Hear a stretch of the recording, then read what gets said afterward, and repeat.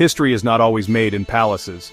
In 9th century Sistan, far from the Abbasid caliphs in Baghdad, power was slipping from corrupt governors. Justice was for sale, and the people suffered.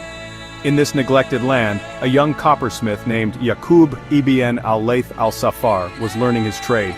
He was no nobleman, just a craftsman, his hands shaped by honest work. From his workshop, Yaqub saw the struggles of ordinary people. He heard their frustrations, he shared their hardships. As discontent grew, local militias called Ayarun formed, artisans and peasants defending their communities. Yaqub joined them, trading his hammer for a sword. Among these fighters he found his calling. He was more than strong, he was a leader. Rising quickly, he earned respect for his simple life and sense of justice. He slept and ate with his men, never seeking luxury. What drove him was not wealth, but a burning desire for justice.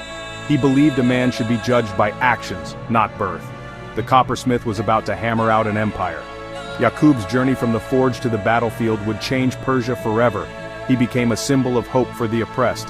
His leadership inspired loyalty and courage. The people saw in him a chance for a new order. Yaqub's story was just beginning. In the dust and heat of Sistan, destiny was being forged. The world would soon know the name of the coppersmith. From humble beginnings, greatness was rising.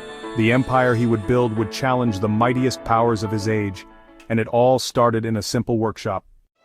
With the state weak, Yaqub's Ayar band became Sistan's strongest force. They restored order, punished criminals, and protected the people. Word spread. Yaqub was seen as a savior. In 349, the people of Zarang made him their emir, not by decree but by popular acclaim. He ousted corrupt officials, redistributed wealth, and ruled from his army camp. Anyone could petition him, rich or poor. This was a new kind of rule, built on merit, not pedigree. Yaqub dreamed of uniting Persia, free from foreign control. He marched north, crushed the Saffarids, and ended their dynasty. A coppersmith had toppled a powerful vassal family, without asking permission. The caliph sent envoys expecting Yaqub to seek recognition. Instead, Yaqub laid his sword, bread, and onions before them, declaring his independence. He would not be a puppet. He would be a king in his own right. Yaqub's defiance sent shockwaves through the Islamic world. His rise was a challenge to the old order. The people rallied behind him, believing in a new Persia. The coppersmith's revolution had begun. Now master of a vast territory, Yaqub ruled as emir, not king. His power came from his sword and his men. He conquered east and west, uniting Persian lands and expelling Abbasid influence. His rule brought order, fair taxation, and prosperity. Merchants traveled safely, cities welcomed him as a liberator. Yaqub revived Persian language and culture, inspiring poets and pride.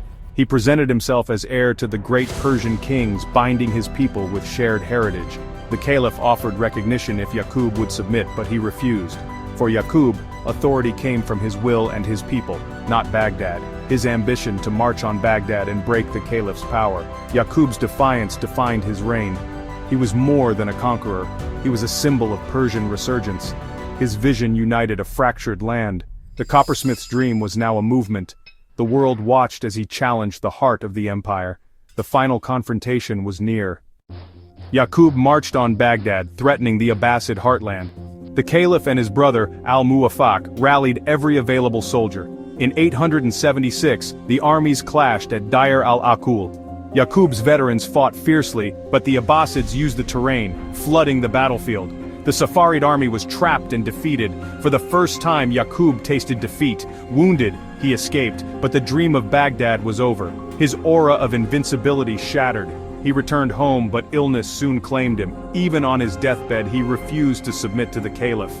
"If I recover, we settle by the sword. If I die, you are rid of me." He died defiant, proud, and beholden to no one. The coppersmith who nearly conquered the world was stopped by the marshes of Iraq. His ambition was checked, but his legend endured.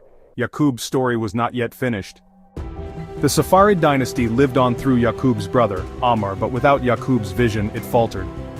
Amr sought the caliph's favor, undermining Saffarid legitimacy.